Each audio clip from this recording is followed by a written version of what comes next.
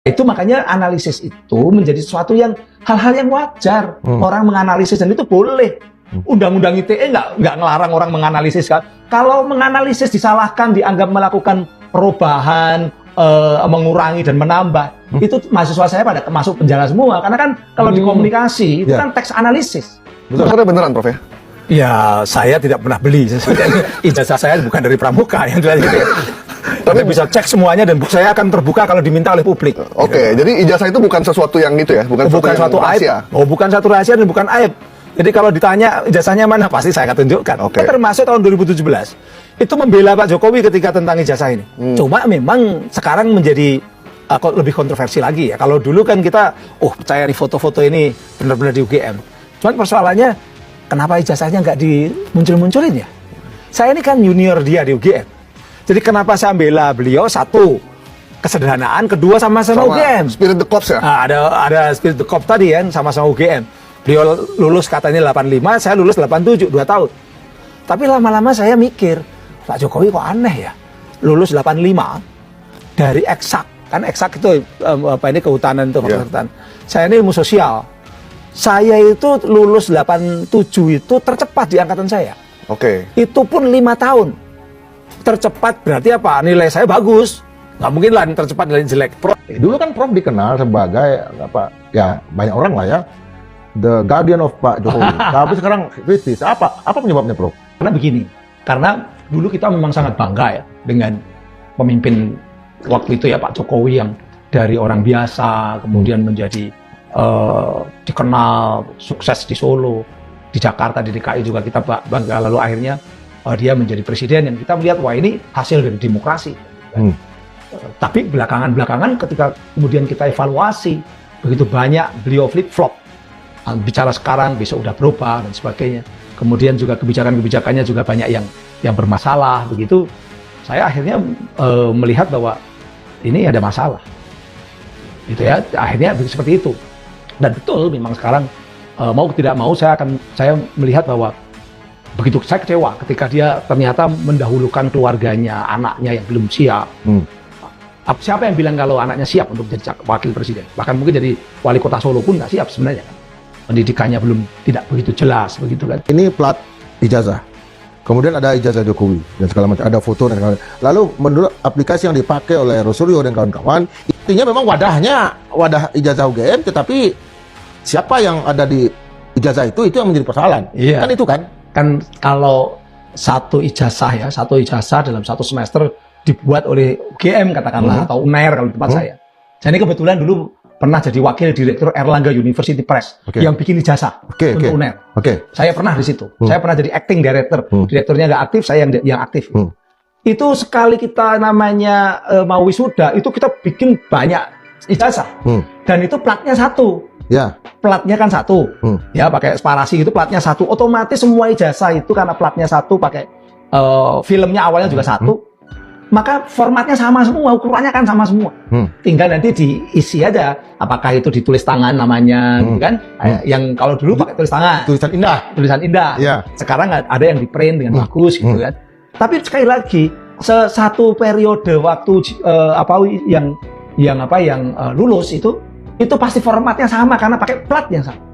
Nah itu makanya dianalisis ini ketika logonya yang satu lurus persis simbol UGM-nya sama katakanlah yang lain itu lurus misalnya begitu simetris, ya. Segaris gitu. Kok yang ada yang tidak segaris. Nah itu kan pasti loh ini plat berbeda kan gitu. Oke. Itu kan plat berbeda. Itu makanya analisis itu menjadi sesuatu yang hal-hal yang wajar. Orang menganalisis dan itu boleh. Undang-undang ITE nggak ngelarang orang menganalisis kan. Kalau menganalisis disalahkan, dianggap melakukan perubahan, mengurangi dan menambah, itu mahasiswa saya pada masuk penjara semua. Karena kan kalau di komunikasi itu kan teks analisis, menganalisis teks, menganalisis foto, menganalisis video, menganalisis teks, gambar, lambang, semua dianalisis. Semiotika, ataupun analisis yang lain, teks critical discourse analysis itu kan teks semua yang dianalisis. Teks itu tidak berarti kertas ya. Bisa macam-macam. Ini teks, ini adalah teks. Ini teks gitu kan. Itu kan teks analisis teks. Kalau kemudian oleh polisi dikatakan ini melanggar undang-undang ITE karena informasi elektronik diubah-ubah. Wah, ini mahasiswa saya terancam semua yang melakukan teks analisis. Oke. Gitu. Ini mana? Semua lulusan ilmu komunikasi Yang pakai teks analisis ya, sudah kena semua. apalagi saya kan semiotika. Udah kena ya, Kan melanggar hukum. Itu makanya ini penerapan yang salah. Oke. Sekali lagi, problema utamanya adalah undang-undang ITE ini seringkali diterapkan secara salah oleh orang-orang yang punya tujuan tertentu untuk tadi tujuannya ingin supaya Roy Suryonya kena, misalnya begitu. Ya untungnya karena ini dilihat banyak orang, diperhatikan publik, termasuk diperhatikan presiden, saya yakin menjadi lebih hati-hati. Jadi sesuatu yang diperhatikan oleh publik, itu menjadi hati-hati. Cuma sekali lagi masih banyak kasus-kasus yang tidak diperhatikan oleh publik. Jangankan hanya ijazah, bahkan berapa anggaran yang dipakai presiden untuk menjamu tamu-tamunya, itu boleh diminta sama publik oleh warga negara. Itu hak publik untuk tahu. Itu people's right to know namanya. Berarti untuk wakil presiden Gibran itu bisa diminta ya? Oh bisa. Jadi kalau ada yang ingin tahu berapa jumlah uang anggaran yang dipakai sehari-hari oleh wakil presiden Gibran untuk kunjungan, untuk transport, makan minum, itu harus terbuka. Termasuk ijazahnya? Oh iya. Kalau sekarang minta ke Gibran, karena Gibran itu institusi, bisa. Karena Gibran itu badan publik, wakil presiden itu badan publik. Wakil presiden wakil presiden Gibran itu badan publik. Jadi ketika Mas Indra itu sekarang minta kepada PPID, PPID itu setiap badan publik harus punya PPID. PPID Istana misalnya, saya mau minta. Pusat apa? PPID itu pejabat pembuat informasi publik. Oke, PPID. Pejabat pembuat informasi publik. Itu bisa kita minta. Yang kedua adalah minta data-data terkait dengan ijazah wakil presiden. Boleh. Boleh. Karena itu bukan suatu yang dilarang oleh pasal 17 Undang-Undang Nomor 14 tahun 2008. Gitu loh. Kenapa demikian? Kenapa dibolehkan? Karena yang namanya keterbukaan itu akan menciptakan orang menjadi lebih jujur, lebih hati-hati. Ketertutupan atau cultural of secrecy, itulah yang memunculkan banyak penyimpangan, banyak korupsi. Itu selalu di tempat-tempat tertutup. Publik nggak bisa ngontrol. Sayangnya publik kita yang menggunakan hak warga negara, people's right to know tadi, itu belum banyak. Makanya saya senang kalau setelah pada dengerin podcast ini, minta saja kepada wakil presiden. Kalau Pak Jokowi kan bukan badan publik lagi, karena dia udah berhenti dari presiden, ya kan? Ya sekarang anaknya lah, kemudian anaknya yang kita minta, mana anggarannya yang dipakai selama 1 bulan atau 1 tahun, kemudian mana data-data yang dimiliki oleh pribadi, data-data waktu dipakai untuk daftar wali kota, daftar kemudian daftar wakil presiden, itu mana ijazahnya. Dan tidak boleh orang riset itu kemudian dikenakan pidana. Riset kok. Riset itu bagian dari upaya kayak akademis atau upaya ilmiah mencari kebenaran. Dihormati, dihargai, itu bagian dari kebebasan berpendapat juga. Bahkan di luar negeri apalagi ya? Apalagi di luar negeri kan. Tapi sebenarnya ada cara yang lebih mudah tadi menggunakan people's right to know yang ada di Undang-Undang Nomor 14 tahun 2008, itu minta pada PPID Istana mana dokumen-dokumen ijazahnya yang dipakai dulu. Dan itu boleh. Menggemparkan sekali Profesor Guru Besar dari UGM ini saat ini membela Roy Suryo, padahal ini adalah loyalis Jokowi dulunya ya. Profesor Henry Subiakto ini sekarang dengan pernyataannya, kita sudah lihat beberapa cuplikan videonya tadi ya. Ini semakin yakin dengan penelitian Roy Suryo. Bahkan beliau mengatakan jika seseorang meneliti nanti dipidanakan, mahasiswa beliau ini semuanya bisa masuk penjara, katanya seperti itu. Dan ini memang sangat masuk akal ya. Dan profesor ini ya, Profesor Henry Subiakto ini dulu adalah pembela Jokowi dan loyalis Jokowi ya. Tentunya dulu kalau ada orang-orang seperti Roy Suryo ini ya, beliau pasti akan membantahnya, bahkan akan membela Pak Jokowi. Akan tetapi saat ini tidak. Bahkan beliau saat ini semakin yakin dengan penelitian Roy Suryo ini, bahwa penelitian Roy Suryo ini memang ilmiah ya, dan tidak bisa dijerat dengan undang-undang ITE tentunya seperti itu. Ini menurut beliau seperti itu. Kita sudah melihat beberapa cuplikan video dan pernyataan-pernyataannya Prof Henry Subiakto ini. Ya, ini adalah senior Pak Jokowi tentunya ya dulu ya. Karena Pak Jokowi jadi presiden, tentunya beliau adalah sangat bangga ya.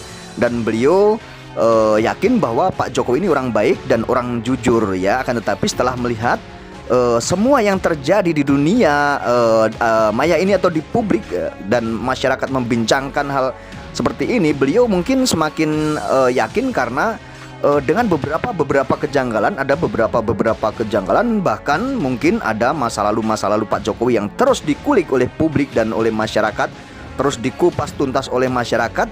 Beliau pun akhirnya menjadi tahu dan akhirnya semakin yakin bahwa mungkin dugaan-dugaan ini benar, mungkin gitu ya, akan menuju ke kebenaran gitu, dugaan-dugaan Roy Suryo dan kawan-kawan ini, karena beliau juga bukan orang yang sembarangan dan tentunya beliau sudah menjadi guru besar UGM ini. Tentunya beliau ini adalah orang yang berpengalaman dan orang yang mengerti ya tentang ilmu-ilmu tentang engineering ya, tentang ilmu-ilmu digital. Tentunya pasti beliau juga tahu ya, sedikit banyaknya pasti tahu dan mengetahui tentunya seperti itu dan menguasai ya teman-teman ya. Polemik ijazah Pak Jokowi ini memang tidak akan ada berhenti-berhentinya ya. Dengan adanya seperti ini, tentunya masyarakat juga semakin tercerahkan dengan adanya paparan-paparan atau apa yang dikatakan oleh Prof. Henry Subiakto ini. Kita menjadi cerdas dan kita bisa belajar dengan semua ini ya, karena memang pejabat publik ini ya wajib untuk menunjukkan apa yang diinginkan oleh publik, karena yang memilih pejabat tersebut sehingga jadi pejabat publik itu adalah masyarakat, adalah publik yang menilai. Makanya kalau belum siap untuk menjadi pejabat publik dan belum siap untuk dilihat apa persyaratannya, apa yang beliau miliki untuk mencalonkan diri untuk menjadi syarat formal menjadi seorang pejabat publik, kalau memang belum siap ya tidak usah untuk menjabat publik atau tidak usah mendaftarkan diri sebagai pejabat publik kalau memang tidak siap untuk dipertanyakan sama publik dan tidak mau dikritik sama publik atau tidak mau dikritik sama masyarakat ya. Karena beliau ini mendapatkan segalanya, mendapatkan pujian, mendapatkan jabatan ini karena dukungan publik dan dipilih oleh rakyat, tentunya seperti itu ya. Maka dari itu sebenarnya memang aneh dan lucu ya, seorang pejabat publik jika ingin dimintai, bahkan rakyatnya, masyarakatnya ingin mengetahui apa sih sebenarnya untuk mencalonkan diri, itu persyaratannya beliau ini punya atau tidak, mempunyai kelengkapan untuk mencalonkan diri atau tidak, persyaratannya gitu ya. Kan tapi aneh sekali kalau orang yang sudah menjadi pejabat publik tapi tidak mau menunjukkan ijazahnya dan memang tidak segera menunjukkan ijazah, bahkan berbelit-belit untuk menunjukkan ijazahnya, bahkan sampai akhirnya ujung-ujungnya memidanakan rakyatnya. Ini sangat konyol sekali dan sangat aneh sekali ya teman-teman ya. Dan tentunya ini menjadi sangat jadi bumerang dan menjadi presiden buruk yang ada di Indonesia ini ya, tentunya seperti itu. Dan sebenarnya hal ini nantinya jangan sampai terjadi ya. Seorang yang ingin menjadi pejabat publik ya harus siap untuk dikritik oleh publik, harus siap semuanya ingin dimengerti oleh publik dan ingin dilihat oleh publik, itu harus siap ya. Jadi jangan sampai nanti ingin mendapatkan jabatan publik akan tetapi malah ujung-ujungnya memidanakan rakyatnya. Itu sungguh-sungguh tidak baik tentunya. Seperti itu bukan negarawan ya, namanya bukan merangkul masyarakatnya.